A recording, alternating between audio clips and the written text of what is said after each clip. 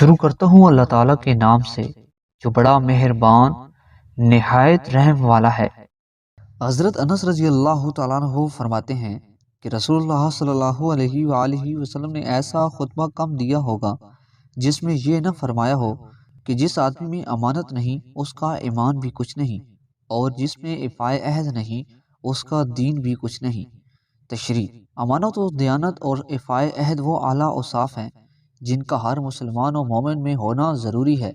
ان اوصاف کی اہمیت کا اندازہ اس حدیث سے ہوتا ہے کہ رسول اللہ صلی اللہ علیہ وآلہ وسلم جب بھی وعظ و نصیحت فرمایا کرتے تھے یا خطبہ دیا کرتے تھے تو امانت و دیانت اور ایفائے عہد کے بارے میں ضرور تاکید فرمایا کرتے تھے۔ اس لیے مومن کی فطرت ہی امانت و دیانت کے سانچے میں ڈھلی ہوئی ہوتی ہے۔ اس کے اندر ان اوصاف کے جوہر فطری طور پر ہوتے ہیں جو زندگی کے ہر موڑ پر نیکی و بھلائی کی طرف رہنمائی کرتے ہیں۔ اسی طرح ایفائے عہد بھی فطرت سلم اور ایمان کا خاصہ ہے۔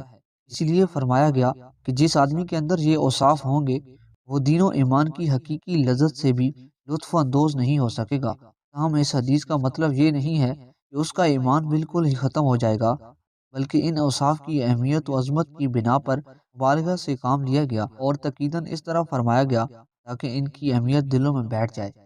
حضرت عبداللہ بن عمر رضی اللہ تعالیٰ عنہ کہتے ہیں کہ رسول اللہ صلی اللہ علیہ وآلہ وسلم نے فرمایا، کامیاب ہوا وہ شخص جس نے اسلام قبول کیا اور بے قدر کفاف اسے روزی حاصل ہوئی اور اللہ نے اسے اپنے دیے ہوئے پر قانع بنا دیا۔ وضاحت: آخرت کی کامیابی کا دار و مدار صرف اور صرف اسلام ہے۔